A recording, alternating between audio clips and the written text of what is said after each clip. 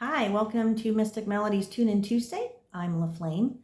This episode, we're going to be talking about choosing and bonding with your instrument. Super important, right? And over the years, I've helped a lot of fellow musicians, students, friends, family with the process of picking out the right instrument to make that connection and to how to bond with that instrument, right?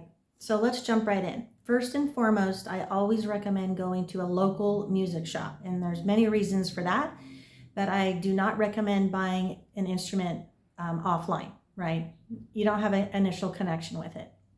So it can be a little intimidating going in and buying your first instrument, especially if it's a bigger purchase.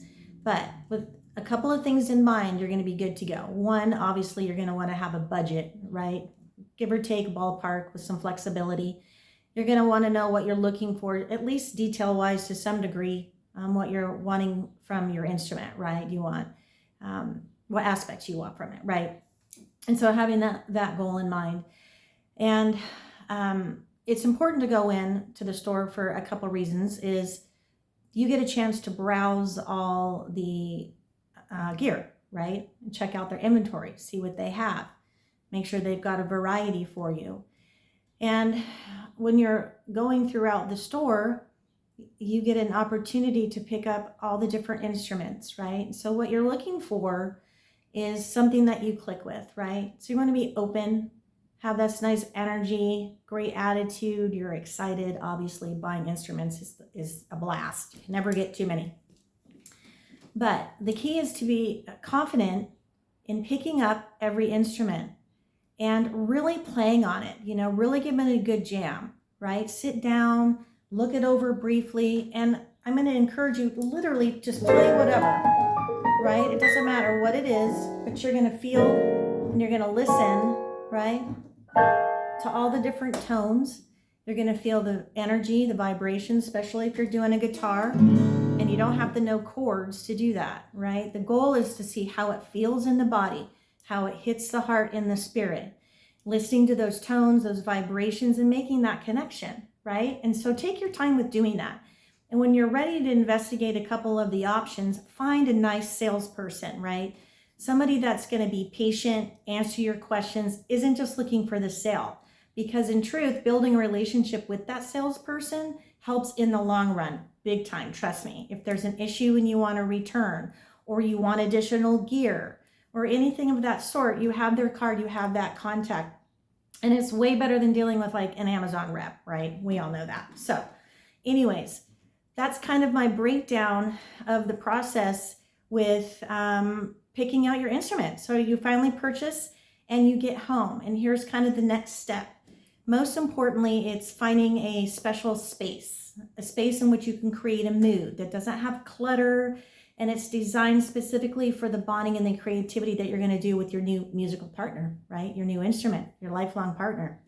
And you're going to bring inspiration to each other, and healing and creativity and all kinds of wonderful things. As we know, the power of music is an endless topic in itself. But so what I like to do is have that space. If it's, sitting on special pillows, lighting candles, maybe it's having the sun come in from a certain window, making sure you have a nice, comfortable seating area, right? And this is going to encourage healthy practicing habits, really opening up the energy and allowing you to bond with your instrument, right? So you get her home and you've got this set up, you feel good about it, it's a good mood. So next we're going to sort of run into capturing the energy. We're going to sit quietly, we're going to take some breaths, we're going to meditate. We're going to open our hearts and our minds, and our goal is to really have an intentional purpose in our mind and thought about connecting with Source, universe, and bringing down what I like to do. My most favorite part is naming your instrument, right? It's important. Now, I know there's a lot of folks out there that don't name things. They think that's silly or stupid or whatever, but I'm a firm believer. I've been naming things since I was a kid. That's just how I roll. But in truth, everything is created from matter. It all has energy, right? And so recognizing that energy And bonding with your instrument is super important. So when we open up and we allow our inner selves to connect with source, universe, higher spirit, and when you begin to play and just strum, and again, it's not about knowing how to play anything. It's about digging out those tones, the energies, the vibrations, so you can connect with that energy. And before you know it, a name is going to come in, and this partnership is going to be bonded, and it's going to be beautiful. As you know, my Martin, her name is Lyric. She's been my songwriting partner and music inspiration for 27 years, I guess. And so it's a really special thing, and it encourages care and tenderness to respect your instrument, because it's a give and a take, right? And so what you're going to give into it, you're going to get back, okay?